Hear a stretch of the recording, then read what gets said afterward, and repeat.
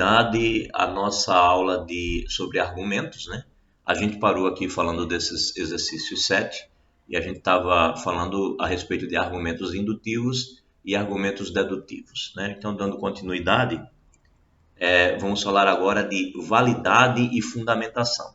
A gente já comentou um pouco antes que o nosso objetivo ao estudar os argumentos não é bem se o argumento é válido ou não. A gente está interessado na forma do argumento, né? Como é que o argumento ele é formado na sua lógica, na sua composição lógica. Então ele pode estar dizendo uma mentira imensa, mas a gente está olhando se logicamente ele é verdade, tá bom? Então a gente vai olhar agora sobre a validação desses argumentos. Mas o objetivo final é sempre a forma e não a validação em si. Então, validade e fundamentação. Bem, quem emite um argumento dedutivo quer convencer a audiência que a conclusão do argumento é uma consequência necessária das premissas, né?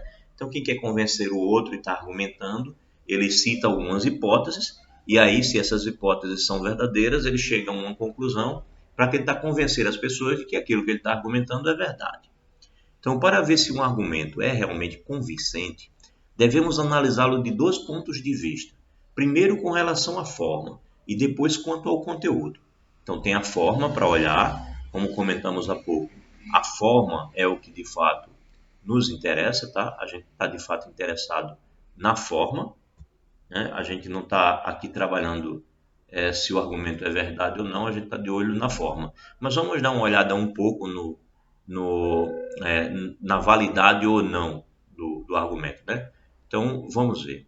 Por exemplo, vamos analisar a forma de um dos argumentos acima. Aquele cuja conclusão é Belsen é uma cidade da Escandinávia. Lá falava que Belsen pertencia a dois ambientes e no final concluía que Belsen é uma cidade da Escandinávia. Esse argumento ele possui a seguinte forma: A está em B ou C está em C. Aí depois ele diz B e C estão em D, então A está em D. A essa altura ninguém lembra mais do argumento lá de Belsen, né?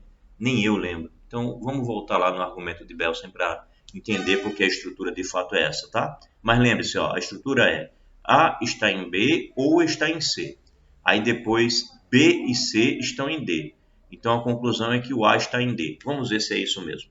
Vamos achar aqui onde está esse argumento da cidade de Belsen. A gente falou antes. Vamos procurar aqui. Eu falei Belsen? É Bergen? Acho que é Bergen, né? Será que é Belsen ou Bergen? Não sei. Vamos ver.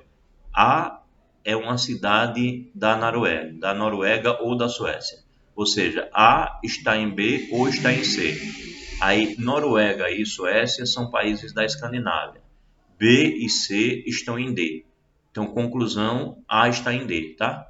Então, A é Bergen, B e C, Noruega e Suécia. Noruega e Suécia estão em D. D é a Escandinávia. Então, a conclusão é que A está em D. É isso que ele está dizendo aqui. Agora, Bergen e Belsen, é isso ou eu estou lendo errado?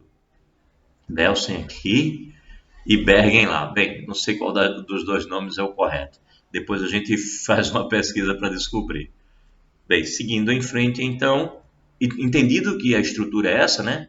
Ele fala de duas cidades, de uma cidade, né, que é a tal da Belsen ou Bergen, que está em uma de outras duas cidades. E ele diz que essas duas cidades estão contidas em uma outra região. Portanto, ele conclui que a cidade está nessa região, ok? É assim que é a estrutura. Entendido a comparação desse argumento geral, né? Do argumento geral em que você tem está falando das cidades né, quer dizer, o argumento geral está falando com letrinhas A, B, C e D, e o argumento particular lá era com as cidades, mas notaram que a estrutura é a mesma, né? Se eu tivesse citando apenas com letrinhas estava bom. Gostei, Vlamir, você está numa nave espacial. Estou indo a Marte preparar lá o terreno para os humanos chegar. Tá legal. Enquanto estuda a lógica, né? Gostei. Então, certo? A estrutura lá do argumento é esse, né? Belsen está em aí Suécia e alguma coisa. e a Suécia e alguma coisa estão na Escandinávia. Então, A vai estar na Escandinávia. A estrutura é exatamente a mesma coisa, ok? Bem, então, analisando a estrutura desse argumento, vemos que sempre que os símbolos A, B, C e D são escolhidos de forma que as premissas sejam verdadeiras, então a conclusão é necessariamente verdadeira. Então, um argumento que tem essa estrutura, né, A está em B ou está em C.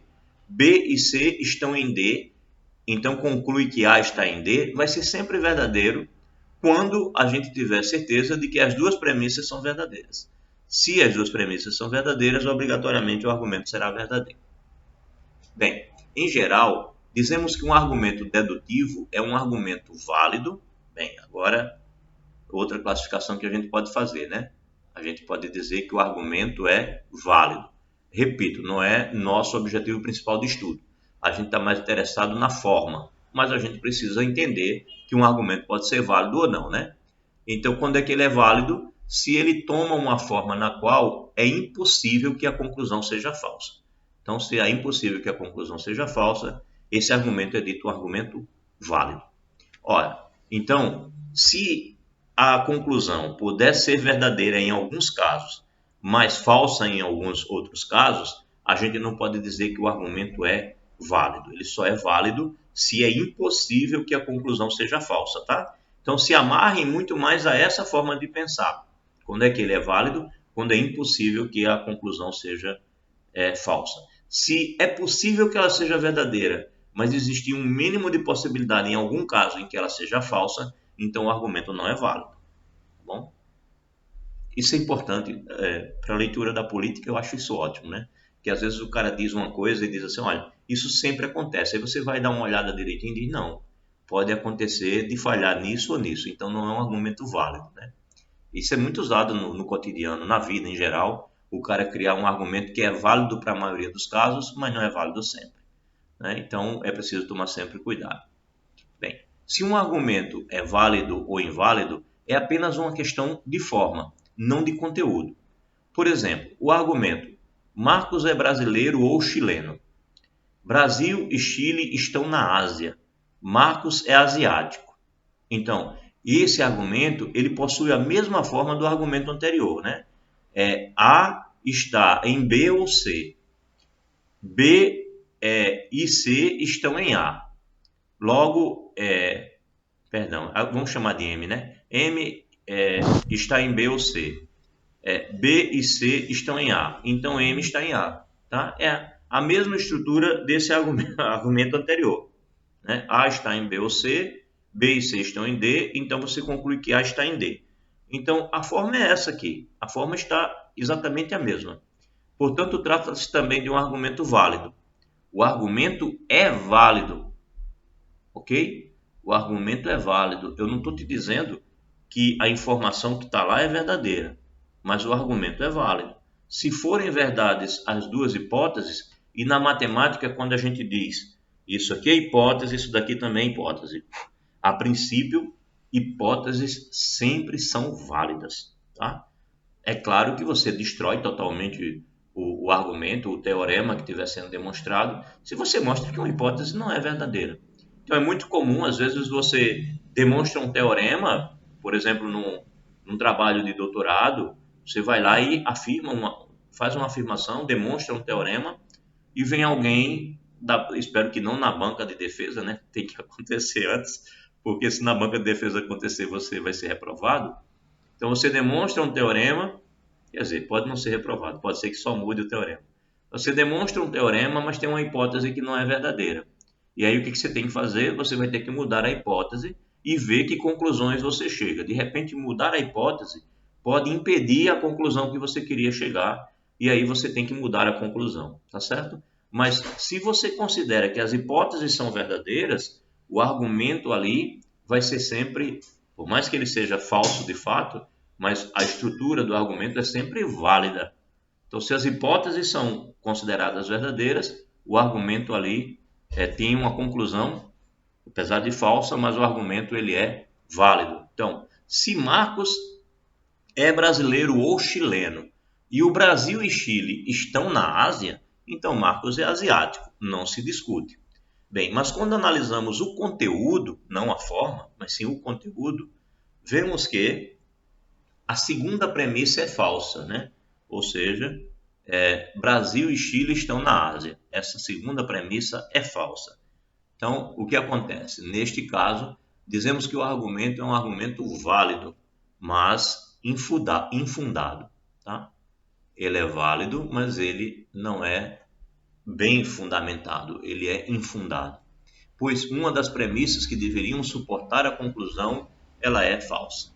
Assim, em resumo, um argumento fundamentado, ele vai ser fundamentado se ele é válido quanto à forma e se todas as premissas são verdadeiras. Então, um argumento infundado, por sua vez, é um argumento que é válido, mas que possui ao menos uma das premissas sendo falsas, né? Então, para ele ser fundamentado, um argumento para ser fundamentado, ele precisa ser válido quanto à forma, né? E todas as premissas têm que ser verdadeiras. Aí ele vai ser fundamentado. Agora, um argumento ele vai ser infundado, mesmo que ele seja válido, mas que ele possui ao menos uma das suas premissas sendo falsa, tá bom? Então, para reforçar este conceito, considere agora o seguinte argumento: todos os papas residem no Vaticano. Bento XVI reside no Vaticano. Bento XVI é um papa. Bem, será que esse argumento é válido? Apesar de tanto as premissas quanto as conclusões serem verdadeiras, intuitivamente vemos que há algo de errado no argumento como um todo, pois o simples fato de Bento XVI residir no Vaticano não parece dar suporte suficiente à conclusão de que ele é um papa, né? Então, por exemplo, vamos mudar o nome do Bento para o meu aqui. Então, todos os papas residem no Vaticano. Alcindo reside no Vaticano. Alcindo é um papa. Bem, notou como o fato desse argumento ser falso ficou mais evidente, né? Eu não tenho jeito para papa, né? Nem para padre, imagine, né? Mesmo porque são 3 casamentos, 5 filhos, não dá para ser papa mesmo. Bem, então esse é um argumento que ficou falso, né? Naquele ponto ali da segunda premissa. Então, de fato, quando analisamos a estrutura do argumento, vemos que ele pode ser colocado na forma: todo A é B, C é B, C é um A. Não tem a ver, né? O que é que tem a ver o fato de C ser B, né, com o fato de que todo A é B? Você não consegue ligar essas duas informações para poder concluir isso, né? Não tem como. Foi isso que aconteceu. Se esse argumento fosse válido para quaisquer escolhas de símbolos A, B e C, para as quais as premissas fossem verdadeiras, deveríamos ter que a conclusão também deveria ser verdadeira. Mas faça A igual a abacate, B igual a verde e C igual a meu papagaio. Então temos o seguinte: todo abacate é verde, meu papagaio é verde, meu papagaio é um abacate. Tá vendo? Então, apesar de que as duas informações anteriores são verdadeiras, mas a conclusão não se fundamenta, não é bem fundamentada. Isso é bom para você estar lá lendo uma premissa qualquer, uma argumentação qualquer, e você fica em dúvida se aquela argumentação é bem fundamentada. Então, o que você faz? Você olha a forma, né? Olha a estrutura e depois troca os elementos daquela estrutura por outros que você considera possível de trocar e que aquelas duas primeiras premissas sejam verdadeiras e ver se tem a ver com a argumentação final, né? Então, quando você vai trocar ali para abacate, verde e meu papagaio, você vai ver que todo abacate é verde, tudo bem, verdade. Meu papagaio é verde, certo? Mas aí dizer que meu papagaio é um abacate, aí ficou estranho, né? Cuja conclusão é obviamente falsa. Então, o que está acontecendo é isso aqui. Você tem o A associado ao B e o C associado ao B, mas faltou essa ligação entre A e C. O C não tem nada a ver com o A, né? Ou seja, o abacate é verde, beleza. O papagaio é verde também, mas o que que eu tenho a ver do abacate com o papagaio? Nada. Então como é que eu posso concluir que o papagaio é um abacate? Não deu. Então, são essas as estruturas que a gente vai vendo. Em resumo, uma coisa acontece assim: você tem argumentos, aí tem os argumentos indutivos, que é por força da ignorância, né? Que é aquele argumento que você diz, acontece quase sempre, então vai acontecer sempre. Não é verdade. Inclusive é o argumento do preconceito, né? O argumento do preconceito é esse. Se você tem que a maioria das pessoas presas são negros, então os negros são inferiores aos brancos. Não, a maioria das pessoas que são presas são negras exatamente pelo seu próprio preconceito. Então, se você é um policial, por exemplo, e quando você vê um negro correndo ou um branco correndo, para você o negro está fazendo alguma coisa errada e o branco não, você prende o negro. Então, a maioria das pessoas negras serão presas pelo seu preconceito e não porque é o fato de que muitos são presos, o problema está neles. Às vezes o problema está na sociedade que o prende. Então, o argumento da estupidez muitas vezes vem pelo lado indutivo. Agora, no argumento dedutivo, você pode ter na sua forma os válidos e os inválidos, e na sua fundamentação, os fundamentados e os não fundamentados. Né?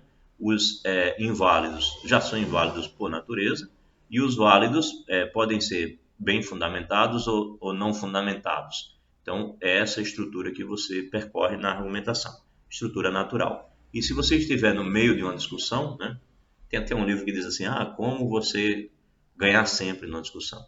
A estratégia melhor é, se você tiver realmente certo, é só você seguir com um argumento válido e bem fundamentado e acabou.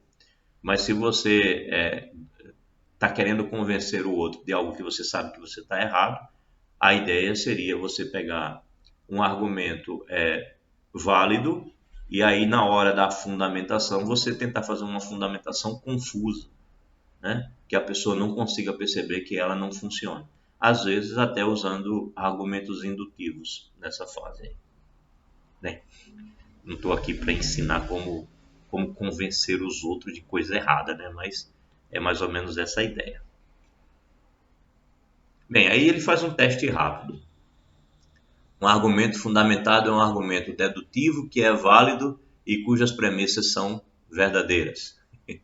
É só perguntas assim, né? É impossível um argumento dedutivo ser válido e infundado? Se um argumento dedutivo é válido, ele não pode ser infundado. É todo para você pensar essa sequência. Então você marca o pontinho, lembre-se de marcar o pontinho, aí marca as suas respostas e vai aparecer no final a quantidade de acertos. É bom fazer o teste e ver como é que está em relação ao entendimento do que foi visto até agora. Bem, terminamos essa parte e vamos falar um pouco agora de silogismo. Alguma pergunta até agora? Não, né? É simples aparentemente. Mas a gente tem sempre como complicar. Não se preocupe que eu colocarei exercícios para complicar a vida de vocês e vocês começarem a perceber que não é fácil. Que maldade. Não, não é para isso. É justamente para vocês perceberem a complicação que pode ter coisas bem complicadas de ser vistas e se prepararem para essa complicação futura, né? Algumas pessoas não estavam na sala, vou repetir. Meus planos são, no calendário da gente está se falando de avaliação, se não me engano, na próxima semana, né, no próximo sábado.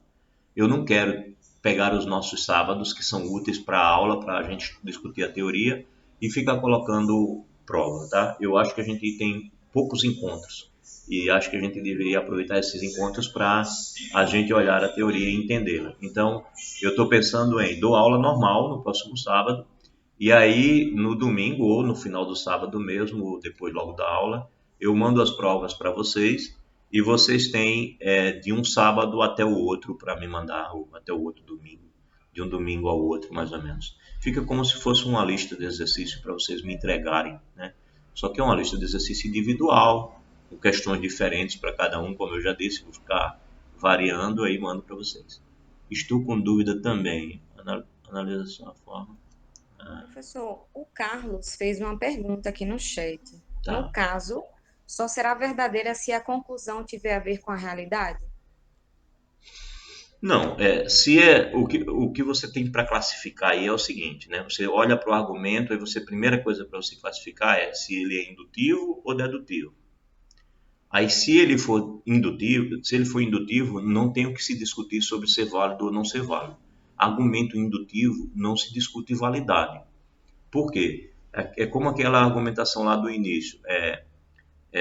O mundo comete muitos erros, então eu posso concluir que o mundo sempre vai cometer os erros? Não, né? É indutivo, ninguém sabe exatamente se um dia a humanidade vai chegar a ser perfeita e vai parar de cometer erros. Você não tem como provar se isso vai acontecer ou não. Você pode acreditar que sim ou que não. Os religiosos dizem a gente vai para o céu, vamos ficar santos, outros dizem que uma parte vai ficar na terra e vão viver de maneira perfeita. Bem, então essa é o tipo de argumentação que não se discute. Ele é considerado um argumento indutivo. Isso não se discute. Não é esse o interesse da matemática. Não se trabalha com argumento indutivo, a não ser que a indução seja matemática, que na verdade acaba sendo um argumento de fato dedutivo. Então, aí quando o argumento é dedutivo, o argumento ele é dedutivo quando ele tem uma estrutura lógica bem colocada. E aí esse argumento dedutivo, né, que é sempre do tipo se isso, isso e isso, então isso. Então, todo argumento dedutivo vai poder ter essa estrutura, né? Se um conjunto de hipóteses, se eu considero que é verdade um conjunto de hipóteses, então eu posso afirmar que um certo conjunto de teses é verdade. Isso é a estrutura de um argumento dedutivo. Agora, o argumento dedutivo pode ser bem fundamentado ou mal fundamentado? Sim. Ele é bem fundamentado quando, na realidade, aquela conclusão é verdadeira. Aí, na realidade, é quando você usa a questão da realidade, que foi a pergunta do Carlos, né? Sim, mesmo sendo verdadeiro, pode ser falso? Sim. Você pode chegar a uma conclusão que, na realidade, é verdadeira, mas os argumentos que você tinha antes não garantiam que ela era verdadeira. Então, o argumento ele é mal fundamentado, tá certo? Ele é mal fundamentado. A conclusão era verdadeira na realidade, mas o argumento era mal fundamentado porque as hipóteses não levavam àquele argumento, tá certo? Vamos fazer igual o Matuto. Vareia ou não vareia? Vareia, tá? Você pode ter uma situação em que o conjunto de hipóteses levam a provar que o conjunto de teses é verdadeiro, e aí você tem um argumento dedutivo e bem fundamentado. Ou você pode ter um conjunto de hipóteses e um conjunto de teses. As teses podem até serem verdadeiras, mas o conjunto de hipóteses não consegue levar à conclusão daquelas teses, certo? Ou as teses podem até ser falsas e o conjunto de hipóteses levar à conclusão de que elas são verdadeiras. Falsas eu digo no sentido da realidade. Então o que você está estudando não é a realidade. O que você está estudando é se o seu conjunto de hipóteses prova o seu conjunto de teses. Então, aquele exemplo que está sendo dado aí, Brasil e Chile, o Brasil e o Chile estão na Ásia, logo o brasileiro é asiático, é verdade. Se forem verdades as duas hipóteses, então essas duas hipóteses garantem a conclusão. Então, se eu te digo que as hipóteses não se discutem, se as hipóteses são sempre consideradas certas, então esse argumento vai ser considerado bem fundamentado. Agora, se eu quero olhar sob o ponto de vista da realidade, e aí eu vou discutir que a hipótese Brasil e Chile estão na Ásia, que isso não é verdade na realidade, se eu for discutir a premissa, então, na realidade, a conclusão é falsa, né? Então, são pontos de vista diferentes. Quando eu passar o problema para você, eu tenho que dizer para você se as premissas são discutíveis ou não. Então, se eu não discuto a premissa, então eu só preciso olhar a estrutura, tá? Se eu não discuto as premissas, eu só preciso olhar a estrutura. Então, se eu não discuto a premissa e eu considero que Brasil e Chile estão na Ásia, então todo brasileiro é asiático e acabou, tá? Não estou pensando na realidade, eu estou pensando se o argumento está, se o conjunto de hipóteses está garantindo a conclusão, ou o conjunto de conclusões, porque às vezes você não tem uma conclusão só. Nós estamos trabalhando sempre com exemplos que só tem uma conclusão, mas às vezes tem argumentações que você tem um conjunto de hipóteses e um conjunto de teses, né? Os teoremas, por exemplo, tem muito isso. Oi, Rodolfo. Professor, então eu vou considerar sempre as premissas verdadeiras, salvo se na questão você falar o contrário. Claro, certo? Se o que a gente estiver trabalhando é só a forma, então as premissas são verdadeiras, tá bom? Vamos ver isso. Então, seguindo os exemplos. Vamos agora para silogismo. Acho que silogismo vai deixar isso um pouquinho ainda mais claro. Quer dizer, cada passo que a gente for dando vai ficando mais claro isso. Então, para entender melhor os conceitos de argumentos válidos e inválidos, exatamente o que a gente acabou de dizer, né? Vamos considerar um tipo de argumento muito simples, chamado de silogismo categórico, criado por um cara antiquíssimo, né, o Aristóteles, que dizia muita bobagem, mas que disse muita coisa boa. Uma das bobagens que ele dizia é que ele acreditava que o universo era heliocêntrico, né? Ou seja, o centro do universo era a Terra, é isso? É isso o nome? O heliocêntrico é o Sol. Ah, então não é o heliocêntrico. Qual é o nome que se dava mesmo? Quando considerava a Terra como sendo o centro? Bem, não lembro do nome. Mas Aristóteles errava nisso, né? Ele pensava que o mundo, tudo girava ao redor da Terra. Então, apesar de ser um homem muito sábio, ele pensava uma bobagem dessa. Mas não pensava que a Terra era plana, tá? Pelo menos isso. Não vou falar. Geocentrismo. Ah, geocentrismo, obrigado. Veio a palavra heliocêntrico, que é heliocentrismo, no caso, que seria mais natural para mim, porque é o que na verdade é, né? A Terra gira ao redor do Sol e não tudo girando ao redor da Terra. Bem, obrigado. Então, silogismos foram inventados sistematicamente pelo grande filósofo grego Aristóteles. Essa figura mais conhecida do Aristóteles, alguém fez uma escultura dele no passado, não se sabe exatamente se era assim, né? Que é muito tempo. Bem, um silogismo categórico consiste em exatamente 3 proposições categóricas que relacionam 3 classes de objeto. Mais precisamente, um silogismo categórico é um argumento consistindo de 2 premissas e uma conclusão. A maioria das coisas que nós trabalhamos até agora são assim. Então, todas elas, proposições categóricas, relacionadas de tal modo que 2 premissas têm uma classe em comum e a conclusão relacionada às 2 outras classes. Parece complicado, mas não é. Como ele diz aqui. Isso parece complicado, mas não é difícil de entender na prática. Considere o seguinte silogismo. Todos os astrônomos são altamente educados. Aí, pessoas educadas são bens para a sociedade. Então, note, você tem aqui astrônomos, né? Você tem os altamente educados. Aí, esse altamente educados, ou melhor, só bastava o educados, nem precisava do altamente. Né? Você tem os educados aqui, aí você tem os educados aqui também. Ó. Então, para ser silogismo, tem que acontecer isso, tá? Você tem que ter uma das classes nas 2 premissas. E aí, a conclusão, né, são bens para a sociedade, vai aparecer aqui também. Então, é isso que faz da argumentação um silogismo. Você tem uma classe, aí você tem uma segunda classe, essa segunda classe aparece na segunda premissa e a junção dessa sequência vai te dar a conclusão. Então, cada proposição é uma proposição universal afirmativa. Então, todos os astrônomos são altamente educados. É uma proposição universal afirmativa, né? Está aqui o todos para dizer que é universal. E aí, pessoas educadas são bens para a sociedade. Então, ele está dizendo aqui que todas as pessoas educadas são bens para a sociedade. Então, em ambas as proposições, elas são universais, ou seja, ela considera sempre todos, e ela faz uma afirmativa, né? E as 2 primeiras são as premissas e a última é a conclusão. A conclusão também é uma proposição universal afirmativa, né? Então, aqui está o todos, que garante que é uma proposição universal afirmativa. Aqui está o todos, e aqui, apesar dele ter suprimido, mas ele poderia dizer todas, né? Todas as pessoas educadas são bens para a sociedade. Então, novamente, você teria, apesar dele não ter escrito, o todas aqui. Então, são todas as proposições aqui, elas são todas proposições universais afirmativas, tá? É isso que caracteriza um silogismo. Bem, cada uma dessas classes aparece 2 vezes no silogismo. as classes presentes na conclusão, que foram astrônomos e bens para a sociedade, aparecem em diferentes premissas. Você olha que, de fato, na conclusão apareceu aqui astrônomos, né? Apareceu aqui astrônomos, e astrônomos estava na primeira premissa.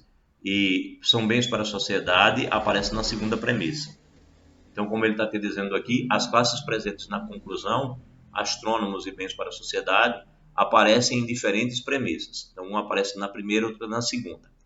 A classe restante, pessoas altamente educadas, aparece uma vez em cada premissa. Então, dependendo da posição das classes em um silogismo, o silogismo pode ser um argumento válido ou inválido. Então, até aqui temos usado S e P para representar o sujeito e o predicado de uma proposição categórica.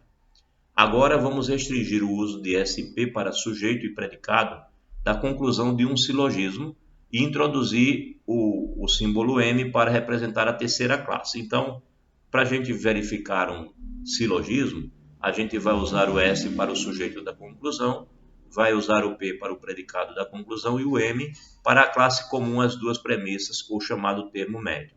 Então, olhando para o nosso exemplo aí anterior, então o nosso termo médio é o educados, né? Nosso termo médio é o educado. Os astrônomos serão o sujeito e são bens para a sociedade o nosso predicado, certo?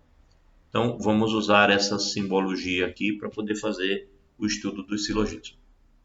Então, de acordo com essa convenção, podemos identificar S, P e M no silogismo acima como S, astrônomo, P, bens da sociedade e M, pessoas altamente educadas. Bem, eu botei só educados, mas ele pegou o predicado completo, né? Eu peguei só o núcleo. Bem, cada um desses símbolos representa uma classe de objetos.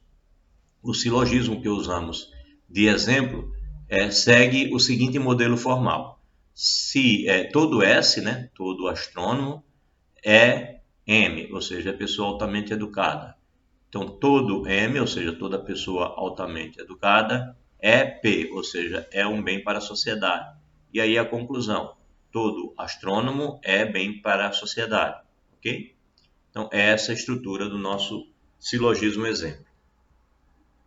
Bem, mais uma vez, quando analisamos a validade do argumento, estamos interessados apenas na sua forma, tá? Então, ele repete isso em mais de uma parte, que é para deixar claro que, para o nosso estudo, a validade que nós estamos considerando não é a validade no sentido real, e sim a validade no sentido da forma.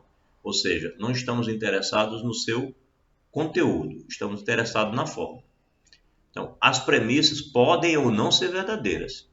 Isso pode levar a certos exemplos que são esdrúxulos, mas válidos. Por exemplo, considere o seguinte silogismo. Então, essa é a parte que vai responder claramente a pergunta do Carlos, tá certo? Então, os exemplos eles podem ser esdrúxulos, mas válidos quanto à forma. Eles são falsos quanto ao conteúdo, mas eles são válidos quanto à forma, tá bom? Aí a fundamentação falha? Claro que falha, mas a forma não. Como é que está escrito aqui? Estou com... tá. Já respondi essa parte. Teocentrismo, corrente filosófica a qual afirma que Deus é o centro de tudo. Eu tenho uma tendência agnóstica, né? E é natural, eu acho que todo matemático deveria ser agnóstico. Mas não é verdade, tá? Existem matemáticos ateus e existem matemáticos crentes. Mas, ao meu ver, todo matemático, pela lógica, deveria ser agnóstico. Porque se o matemático é um ser que duvida de tudo, né? Porque ele tem que duvidar de tudo na matemática, né? Ele só aprende que as coisas são verdades porque primeiro ele duvida. Se ele não duvidar, ele não vai concluir que as coisas são verdades. E matemática é exatamente a ciência que mais estuda a verdade não relativa, ou seja, aquelas verdades que são absolutas. Na verdade, alguns filósofos e alguns matemáticos afirmam com tranquilidade, e eu corroboro, que só na matemática é que existe verdade absoluta, né? O único lugar onde existe verdade absoluta é na matemática. Todas as outras áreas trabalham com verdades relativas.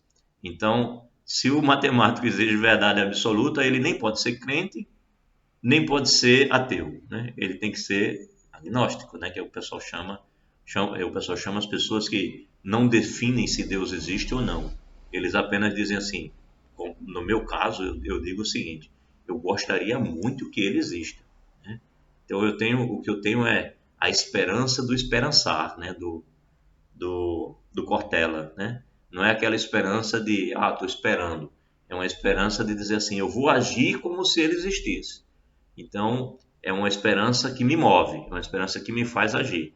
Então, eu tenho a esperança que ele exista e eu ajo como se ele existisse. Agora, se ele existe ou não, eu não garanto, porque eu não tenho provas, né? Então, como matemático, eu tenho que ser agnóstico, né? É horrível essa argumentação, mas eu sei que é odiada, né? Se a gente lê o livro do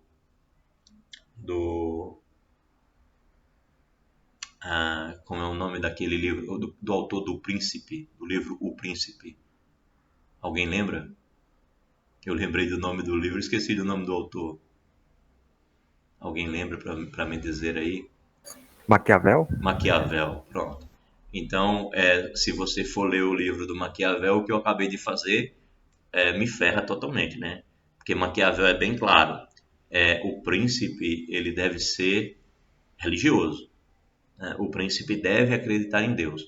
Porque quando você afirma que não acredita, ou quando você afirma que tem dúvida, automaticamente você ganha um monte de antipatias. As pessoas passam a não gostar de você, tá? Então, muita gente que afirma que acredita em Deus não age como se acreditasse.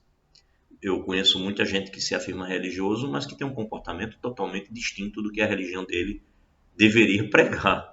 Existe muita gente que diz que é cristão, mas vive defendendo posturas que Cristo nunca defenderia, né? E defendem a ferro e fogo, até com a própria vida. Então, não são cristãos, né? Então, se eu fosse seguir o exemplo de Maquiavel, eu nunca diria o que eu acabei de dizer. Ganho antipatias naturais, mas faz parte da vida. Eu prefiro ser autêntico do que ser falso e simpático, né?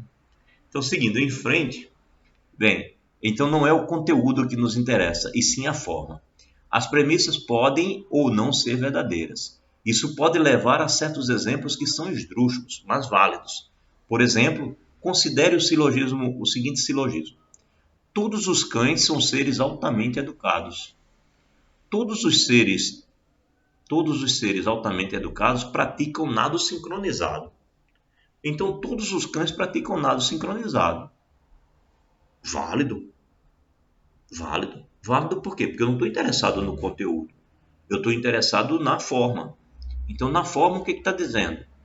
Eu não discuto premissas, tá? Então, todos os cães são seres altamente educados. Aí, se você vai discutir se isso é verdade ou não no seu conteúdo, não é o meu caso. Eu não estou discutindo isso. Eu estou discutindo que todos os cães são altamente educados como sendo pura verdade. Todos os seres altamente educados praticam nado sincronizado. Então, se eu considerar que essas duas coisas são verdades, a terceira é verdade, né? Porque se todos os cães são seres altamente educados e todos os seres altamente educados praticam nado sincronizado, então os cães praticam nado sincronizado, não tenho dúvida, né? Então, a conclusão é ridícula, mas o silogismo ainda assim é válido, pois ele possui a mesma forma do que analisamos acima, né? Ou seja, o que ocorre é que as premissas são falsas.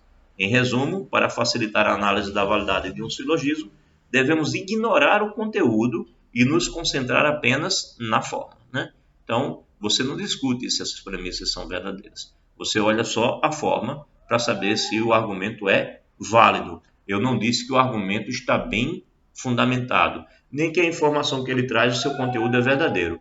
Eu estou dizendo que a estrutura do silogismo é uma estrutura válida, tá? Então é isso que nós estamos estudando nesse momento. Argumentos que são válidos, não que discutindo se eles são ou não bem fundamentados. Bem, aí vem os diagramas de Venn, né? Um uso muito interessante agora dos diagramas de Venn. A gente já tem um uso bem legal lá no ensino do primeiro ano do ensino médio, quando a gente resolve aqueles problemas do tipo, tantas pessoas praticam tal coisa, outras praticam não sei o que, uma terceira pratica outro grupo, um terceiro grupo pratica mais uma terceira coisa. Aí a gente olha se há interseção entre os três, se há interseção 2 a 2, e aí os caras perguntam quantos estão no tal, mas não estão no outro, quantos estão fora desses três, em relação ao total, quais os que estão nos três, os que estão fora. Bem, o cara faz um monte de perguntas desse tipo e você usa 3 diagramazinhos de Venn e resolve problemas muito interessantes, interessantíssimos na matemática. Lá do primeiro ano do ensino médio a gente vê isso. Aí aqui um outro uso interessante dos diagramas de Venn para a gente pensar os silogismos. Então, diagramas de Venn para silogismos. Podemos verificar facilmente a validade de um silogismo usando diagramas de Venn. A ideia é bastante simples. Inicialmente representamos cada uma das premissas usando diagramas de Venn. Depois fundimos esses 2 diagramas em um único diagrama com 3 círculos, já que um silogismo relaciona 3 classes. Finalmente, verificamos se a conclusão do silogismo pode ser lida no diagrama resultante. Vamos ver como isso funciona na prática em alguns exemplos. Então, primeiro, considere o silogismo. Nenhum M é P. Todo S é M. Nenhum S é P.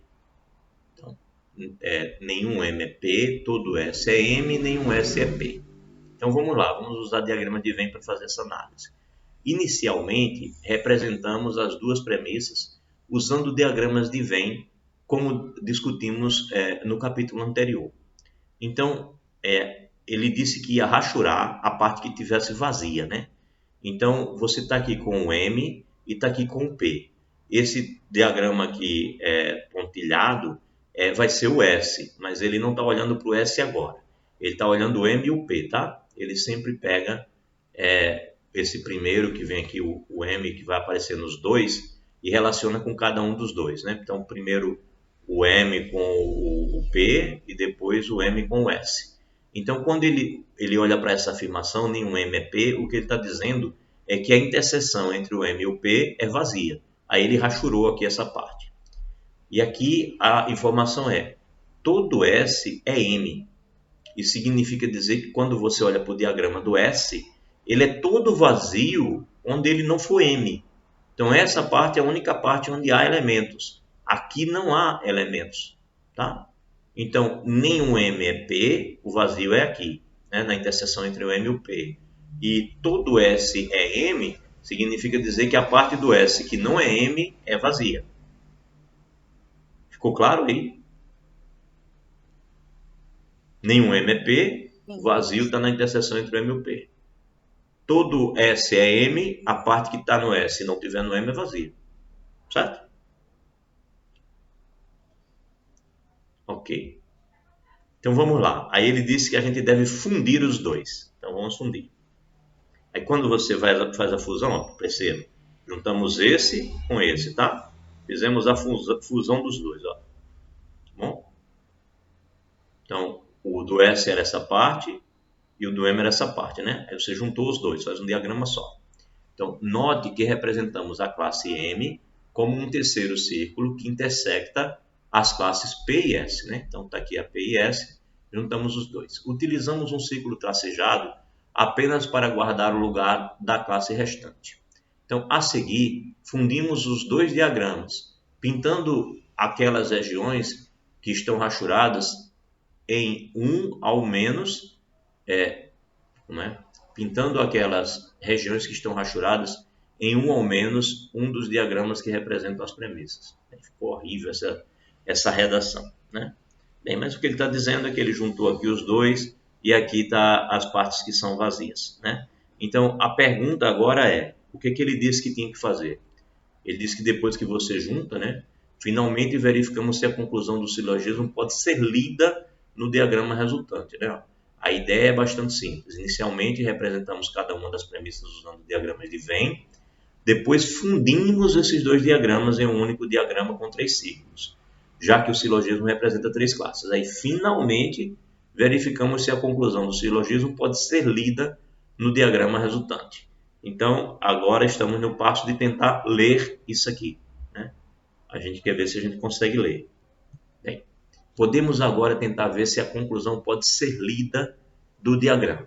Então, nesse caso, a conclusão é nenhum S é P. nenhum S é P. Então, o que eu tenho que observar? A interseção entre o S e o P. Será que existe alguma parte da interseção do S e do P que tenha elemento, né? Então, quando essa separação de sílaba está errada.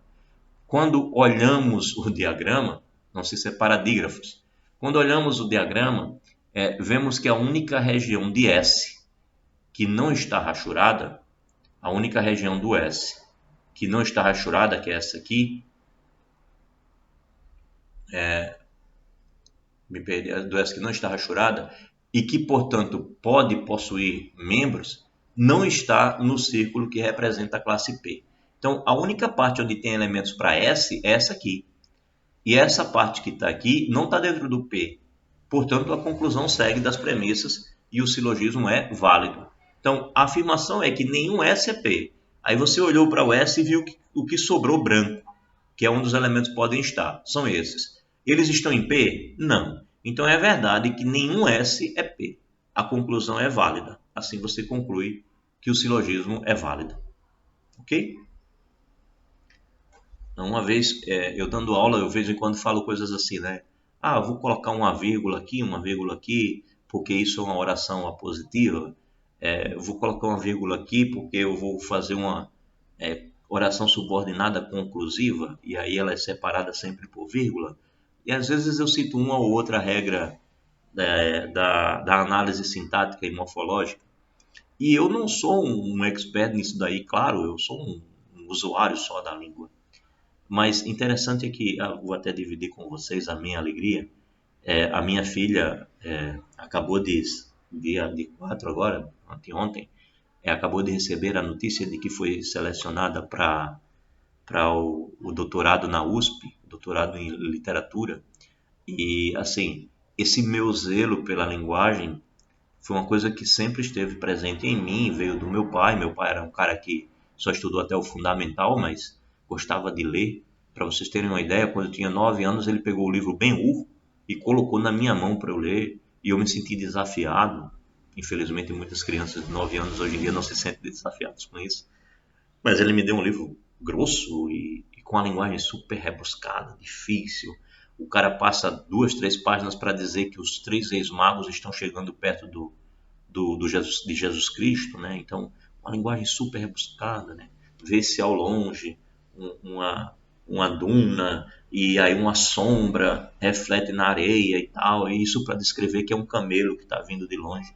E isso me fez ter cuidado com a linguagem, aprender a ler no sentido completo da palavra. Então, o conselho que eu dou hoje para todo mundo que é pai de primeira viagem: jogue livros na mão dos seus filhos, deixem eles brincarem, deixem eles entenderem que, além dos bonequinhos que ele tem, dos cavalinhos, dos bichinhos, eles também têm livros. Dê livros que eles possam riscar, rasgar, fazer, sabe? Não dê um livro precioso, difícil de encontrar, para uma criança muito pequena, mas dê os livros adequados para a idade deles. Deixem eles riscarem os livros adequados, para que eles possam entender que faz parte dos objetos dele os livros, porque isso me construiu como um leitor razoável, e hoje eu tenho o orgulho de dizer que eu tenho uma filha que vai fazer um doutorado em literatura na USP. Eu realmente estou envaidecido. Oi, Isabel.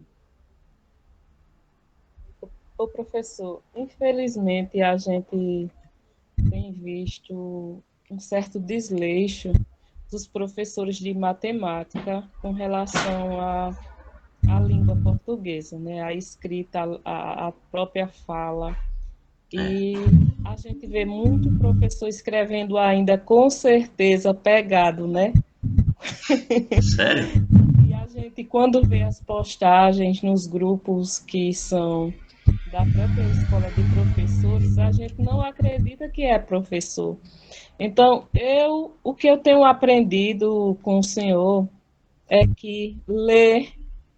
É fundamental. Antes eu não dava muita importância à leitura didática da matemática, a leitura dos livros. Eu estava interessada na questão dos números, das expressões, mas hoje eu vejo que é fundamental a gente ler para poder a gente compreender e para poder a gente aprender a escrever e para a gente saber dizer o porquê aquela tal sentença, hoje minha prática é bem um pouquinho, porque é um grãozinho de areia que a gente vai construindo. Sim. Mas eu tenho refletido diariamente que a importância da gente ler na matemática, deles conhecerem as simbologias, de conhecerem os conceitos. Hoje eu vejo que antes a gente fazia um problema e o aluno fazia só o cálculo e a gente se dava por satisfeito.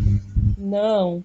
Hoje eu penso diferente, que ali tem informações, que ali tem perguntas, e eles precisam responder, não só na forma de sentença, não só na forma de cálculo, mas de sentença, de elaborar a sentença, de formular a frase, de pontuar adequadamente. Eu tenho pensado, refletido a minha prática desse jeito.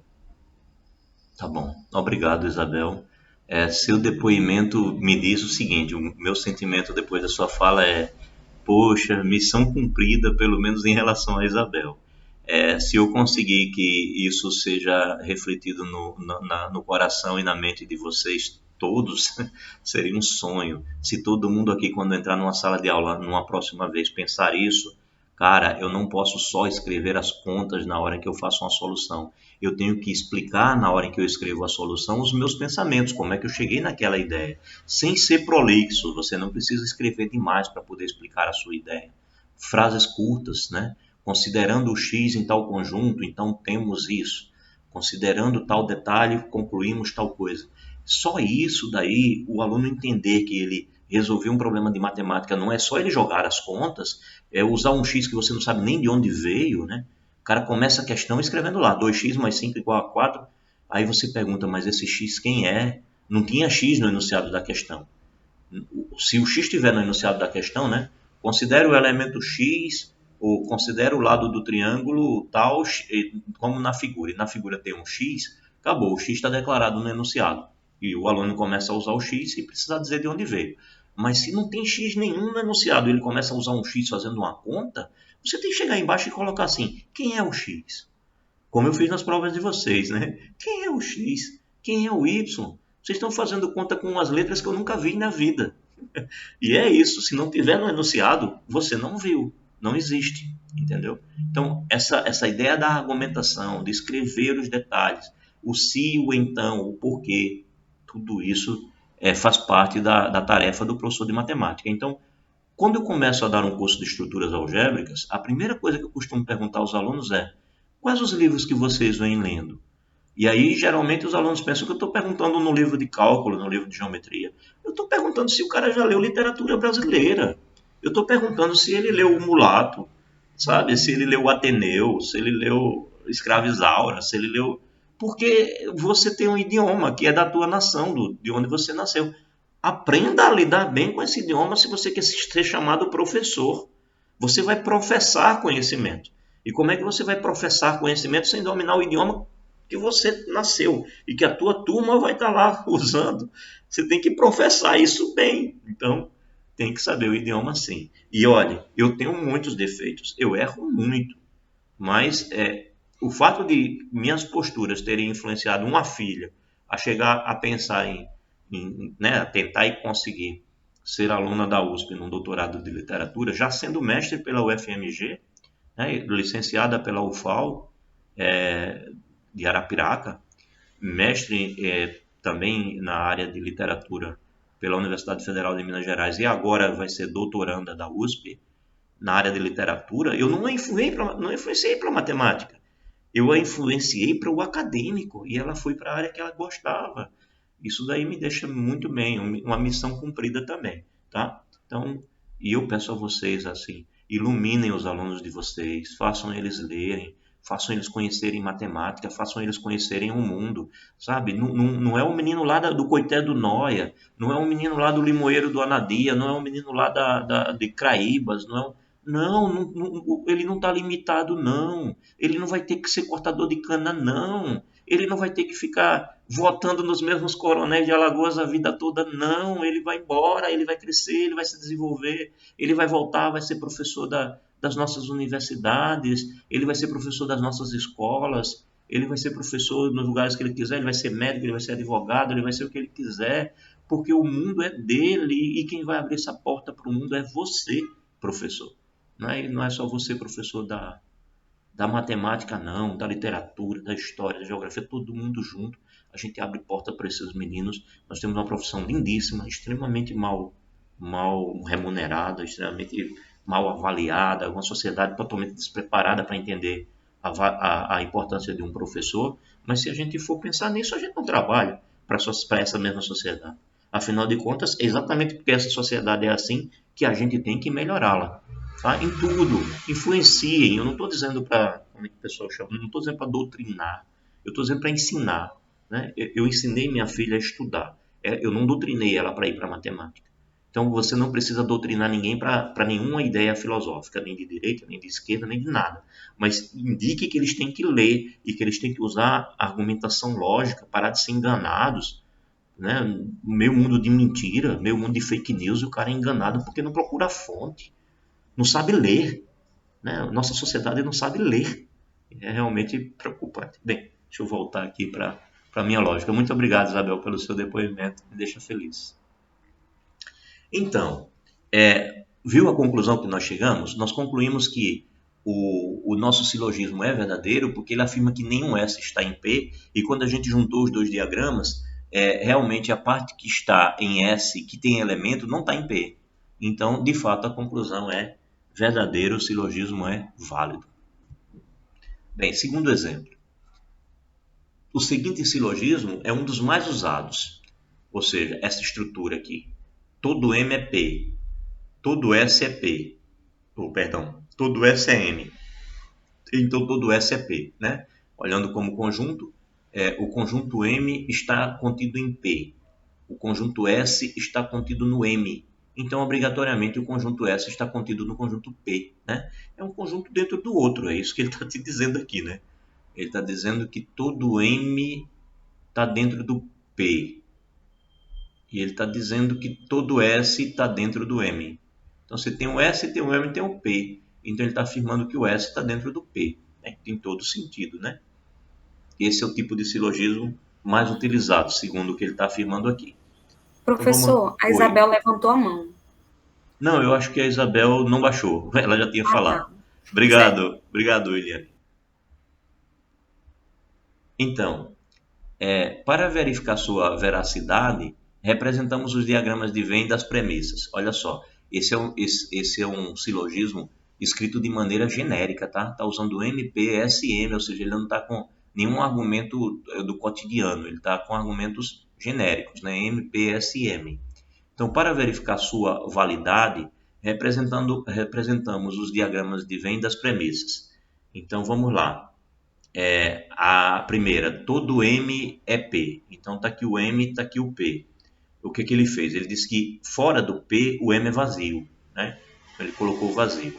E aqui ele está dizendo que todo S é M. Então, ele está dizendo que dentro do S não há nada fora do M. Né? Só há no S as coisas que estão na interseção com o M. Então, estão aqui os dois diagramas para as duas primeiras premissas. Né? As duas primeiras premissas. As duas únicas que existem aí. Então, fundindo os dois diagramas, vamos ver se a fusão está correta, né?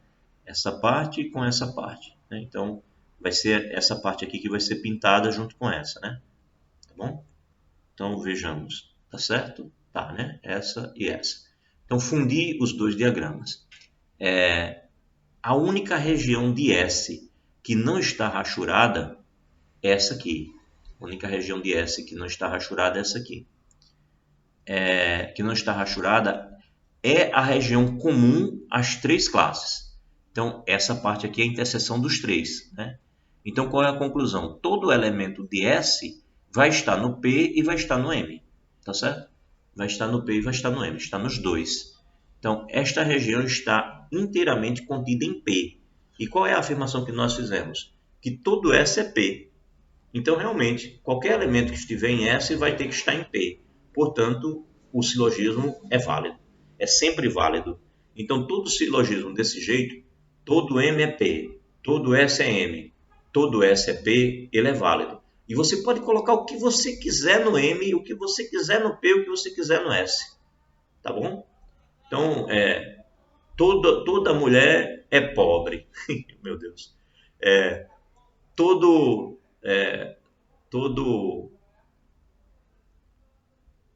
perigoso, né? Deixa eu pensar uma coisa aqui. Já inventei pobre aqui, ficou horrível. Bem, toda mulher é poderosa. Melhorou. Toda mulher é poderosa. É pobre, casa com rico, fica tudo certo. Não, já mudei de pobre para poderosa, que fica bem melhor. Então, toda Olha, mulher... pra mim quer ser rico. Toda mulher é poderosa. Agora o S, o que eu coloco? Vou aceitar sugestões, né? Tem alguém tentando entrar. Bem, o P eu botei para poderosa, o M eu deixei mulher e o S eu coloco como? Sensato. Sensata, né? Toda sensata é mulher, não, né? Todo mundo que é sensato é mulher. Ficou estranho. Mas olha lá. Então, toda mulher é poderosa. Todo mundo que é sensato é mulher. Então, todo mundo que é sensato é poderoso. Entendeu? Mais ou menos assim. Então, não importa o que você colocar aqui, tá? Todo menino é pequeno, né?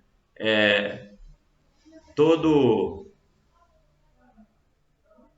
secundarista é menino. Todo secundarista é pequeno, tá certo? Então, seja lá o que você colocar, vai ser sempre verdade. A estrutura do argumento, do silogismo, vai ser sempre verdadeiro. Tentei encontrar uns exemplos mais agradáveis, mas não veio nenhum interessante. Mas saiam pensando aí. Então, por mais que fique esdrúxula a conclusão, por mais que seja uma conclusão que, na verdade, é falsa, né? Quando você olha para a realidade, ela é falsa, mas na estrutura do silogismo está perfeito, tá? Então, você não discute as premissas. É essa a ideia. Bem, terceiro exemplo. O próximo silogismo envolve proposições particulares. Então, todo M é P. Algum M é S. Algum S é P. Então, ele trocou agora. Não são mais proposições universais, são proposições particulares. Ou seja, ele trocou o todo agora pelo algum. Tá certo? Então, todo M é P, algum M é S e ele quer concluir que algum S é P. Então, lembre-se que para representar a segunda premissa, colocamos um X, né? A gente combinou assim, que a gente ia rachurar quando não tivesse elemento e que a gente ia colocar um X quando existisse algum elemento, né? Quando se garantisse que algum elemento estava ali. Então, colocamos um X na região comum às classes M e S, né? Porque ele disse que algum M é S. Então, representando as premissas, nós temos todo M é P. Então, se todo M é P, quando eu olho para M, não há nenhum elemento onde não estiver P, né? Então, nessa parte aqui não há elemento algum. Então, está bem representado. Agora aqui, algum M é S. Significa dizer que existe algum elemento aqui nessa interseção. Tá certo? Existe algum elemento aqui nessa interseção entre o M e o S. E qual é a ideia agora? É fundir os dois diagramas. Entendido? A fusão está perfeita, né? Ó. Aqui a parte que não tem, aqui está o X. Mas como essa parte aqui não tem, o X não pode ficar nessa parte, tem que vir para aqui, né? O X vai subir para essa partezinha aqui, porque aqui não vai ter nenhum. Então, quando você funde os dois elementos, acontece isso aqui. O X fica só nessa parte, e essa parte aqui fica toda vazia. Então, como não sabemos se o elemento que está na região comum, a S e M, pertence ou não à classe P, colocamos o X exatamente sobre a região tracejada, né? Mas na hora de fundir as duas premissas, ou seja, aqui a gente tinha colocado o X para o todo, né? Para toda essa região. A gente tinha pensado o X em toda essa região aqui. O X está em todo mundo aqui, né? A gente tinha pensado o X aqui nessa parte toda. Mas na hora em que a gente junta as duas, o X tem que subir. Ele vem para cá porque ele não pode estar nessa parte, porque essa parte é vazia. É isso que ele está te avisando, nessa argumentação que está vindo à frente, né? Então,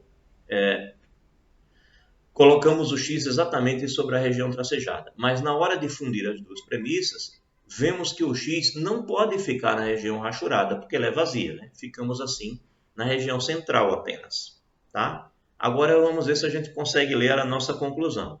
A nossa conclusão é que algum S é P. Essa é a nossa conclusão. Ora, mas aí o que está acontecendo? A gente está dizendo que algum S está na interseção dos três. Então, se algum S está na conclusão, na interseção dos três, então esse S está em P, né? Então, analisando a figura resultante, vemos que a conclusão algum S é P segue necessariamente, né? Porque se algum elemento vai ter que estar na interseção dos três, particularmente ele vai estar em P. E, portanto, o silogismo é válido. Tranquilo até aí? Os exemplos estão possíveis de entender?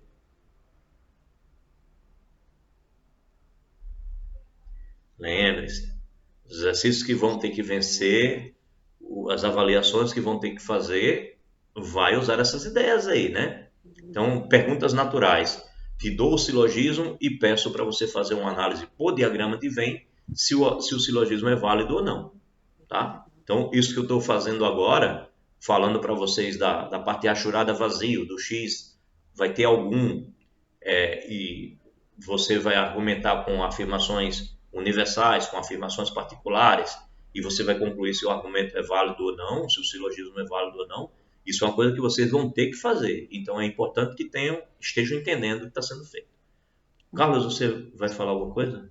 É aquela parte, professor, das tabelas verdade. É mais para frente, né? Sim, mais na frente falaremos em tabelas verdade. Viu? Tá. Vai se construindo aos poucos as ideias. Bem, então, concluímos que esse silogismo também é válido. Aí vamos agora para um exemplo onde o silogismo não é válido, tá certo? Então, vamos com o silogismo agora que diz assim: todo P é M. Aí, algum S é M, e ele quer concluir que algum S é P. Se você pensar como conjunto, você está dizendo que o conjunto dos elementos do P são todos elementos do M, ou seja, P está contido em M. E aí você tem que existe um elemento no S que está também no M, né? Então, o que você está dizendo é que existe um elemento na interseção. E aí ele quer concluir que se existe um elemento que está no S e também está no M, ele quer concluir que existe algum elemento que está no S e está no P. Então, vamos verificar se isso se garante. Então, vamos lá. Todo P é M. Isso significa dizer que quando eu olho para o P, a parte que não está no M é vazia. Então, por isso que ele rachurou essa parte. Aqui está dizendo que algum S é M. Isso significa dizer que na interseção entre o S e o M tem algum elemento. Então, coloco o X. E aí, ele quer concluir. Outra vez, a única coisa que sabemos sobre o membro X é que ele pertence a S e a M. Então, ele está aqui nessa interseção, quando a gente funde os dois, né? Veja que aqui a parte rachurada e aqui o X, a fusão desses dois diagramas, realmente é essa aqui. Ok? Então, outra vez, a única coisa que soubemos sobre o membro X é que esse é um elemento que pertence a S e a M, está nessa interseção aqui. Nada podemos afirmar sobre sua relação com o P, né? Eu não sei, eu sei que tem um X na interseção grande aqui, mas eu não sei se esse X pode estar, de repente, só aqui, né? Ele pode estar só aqui. Se ele estiver aqui, beleza, vai existir um elemento no P. Mas e se ele estiver aqui, nessa parte, né? Que a única coisa que eu estou afirmando é que nessa região aqui existe um elemento, algum elemento. Mas eu não estou te dizendo se está nessa parte de cá ou nessa, tá? Não posso falar nada sobre o fato dele estar no P ou não. Então, assim, pode ser que X pertença a P ou não. E a conclusão, algum S é P, não segue imediatamente das premissas. As premissas não me garantem que o X possa estar aqui ou aqui. Pode ser que ele esteja aqui, e se ele estiver aqui, a conclusão é falsa, né? Se ele não estiver nessa parte aqui de cima, a conclusão será falsa, né? Então, X pode estar em S, mas não estar em P. Seria essa situação aqui. Essa parte pode ser vazia, né? Se ela for vazia, a conclusão é falsa. Então, está aí um exemplo de um silogismo falso visto por diagramas de Venn. Este último exemplo levanta questões interessantes. Vamos ver. Nenhum P é M. Então, nenhum P é M significa dizer o quê? estou eu aqui com um M, né? E estou eu aqui com um P. Então significa dizer que na interseção entre M e P não há elementos. Então, nenhum P é M.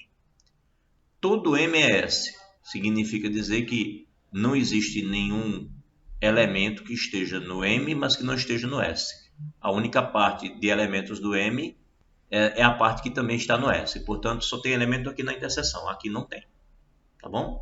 Aí agora eu quero concluir se eu posso dizer que algum S não é P. Algum S não é P. Então vamos fundir os dois diagramas. Vamos ver se a fusão está legal. Bem, quando fundir os dois diagramas, eu vou ter que colocar essa interseção aqui, né, entre o M e o S vazia. E mais essa interseção aqui vazia. Vai aparecer essa parte aqui também rachurada, né? Vai ser essa parte mais essa parte rachurada. Foi o que aconteceu aqui, né? Está aqui duas vezes rachurado, aqui também. Bem, a fusão das premissas é bastante simples. Mas quando tentamos ler a conclusão, vemos que não existe um X na região de M que não está rachurada.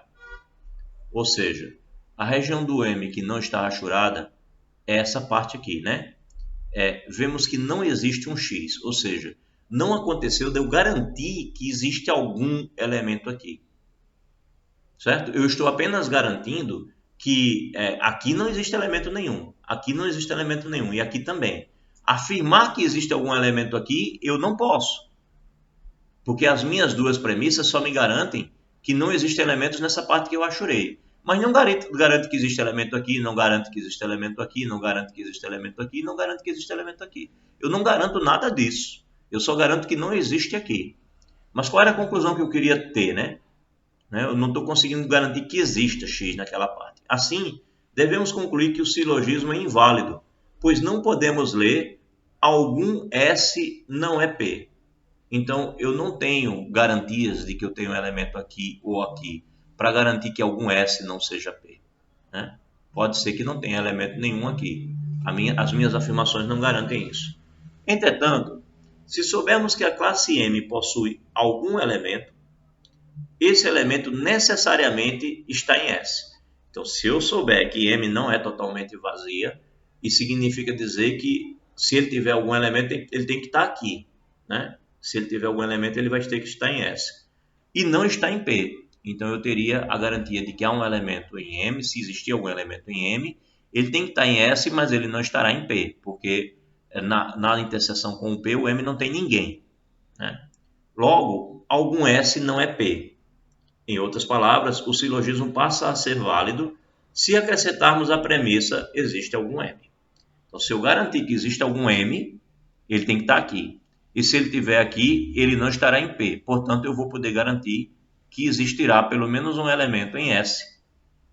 Existirá pelo menos um elemento em S que não está em P. E aí, a conclusão passaria a ser válida, tá bom? A conclusão passaria a ser válida. Então, é isso. Algum S não é P, não está garantido, porque faltou dizer que M tem pelo menos um elemento, né? Então, se eu tivesse a certeza de que M não é vazio, se eu tivesse garantido isso, então passaria a ser válido. Mas se o M pode ser vazio, aí eu não garanto nada, tá bom? Então, o silogismo não é válido a princípio. Bem, aí ele te dá um exercício legal, né, com alguns silogismos, e ele pede represente graficamente cada um dos silogismos abaixo, usando o diagrama de Venn e decida sobre sua validade. Então já entenderam, né? A avaliação vai ser uma loucura. Vai ter um monte de silogismos lá para você ficar fazendo diagrama de Venn e enlouquecendo durante uma semana para ver se é válido ou não. Tá bom? De preferência sem dizer... É divertido. Vai ser divertido, né? De preferência sem estar perguntando a ninguém, tá? Cometa seus próprios erros. Erre menos que 30% da prova para tirar uma nota maior do que 7, maior ou igual que 7, e seja aprovado honestamente com a nota que você tirou. Sim. Heroicamente. Tirei um 7 heróico, mas é um 7 verdadeiro. Pois bem, já sentiram um drama, né? Então ele aqui tem alguns para você brincar. o que eu preparei para vocês para hoje foi só essa parte de argumento, tá? A parte de implicação eu não preparei para vocês para hoje. Vou deixar para o próximo sábado, tá bom? Aí a gente faz o seguinte, a implicação vai levar menos de eu acho que 1 hora resolve. E aí a gente faz 1 hora da parte de implicação e aí a gente fala sobre a avaliação, tá bom? A gente discute mais ou menos qual o caminho da avaliação. Provavelmente eu já vou ter algumas avaliações feitas, né? Porque como eu vou fazer muitas avaliações diferentes, isso vai me dar trabalho, então eu vou passar uma semana inteirinha fazendo as avaliaçõezinhas para vocês. Então quando chegar no sábado eu já vou ter aí umas 150 prontas e não precisa tanto. Para que isso, professor? Não já disse que você ter tanto trabalho? A Valderei disse, para que isso? Estou falando direto isso para o senhor. Mas olha, Valderei, 5 dias para fazer a avaliação, 150 avaliação, só dá 30. E é fácil, sabe? No TEC eu faço assim, eu mudo um pedaço do enunciado, aí já é outro enunciado. Aí eu vou nas outras 2 ou 3 questões, aí no final pode até ser que tenha 2 ou 3 questões que sejam coincidentes com a do colega. Pare com isso, professor. Mas pelo menos 50% da prova é diferente. E tome muito cuidado, se for perguntar a um colega, leia direitinho o enunciado para ele ou mande a prova, porque senão ele pode achar que a questão é exatamente a mesma e te passar a resposta dele, e a resposta dele não ser a resposta da tua questão, e na hora que eu vou corrigir, eu faço uma pergunta e você me dá outra resposta.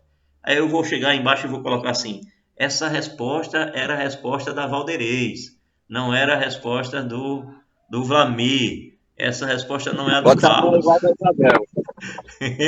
Como é, Vlamir? Bota a minha prova igual a da Isabel. Certo. Você está pensando em perguntar a Isabel as questões? Então coloca amigo lá do Vlamir. Tá bom? Então, eu vou complicar. Oi, Isabel. Gosta de emparelhar, né? Eu vou desemparelhar vocês todos, tá? Então, cuidado. Porque na hora que eu vou corrigir, eu me divirto. Eu mudo os sinais, tá? Saio mudando os sinaizinhos. E aí você erra a questão, me dando a resposta como se o sinal fosse positivo e era negativo. E aí eu corto a questão, né? Porque eu já vi que você copiou do colega. E quanto mais eu perceber cópia, mais eu corto, tá? A correção vai ficando mais dura. Então, evitem, tentem fazer sozinho. Tire aquele seu 7 heróico. Não precisa tirar 10. Basta um 7 heróico. Tá bom? Então, bem, eu encerro por aqui. Vou parar a gravação nesse momento.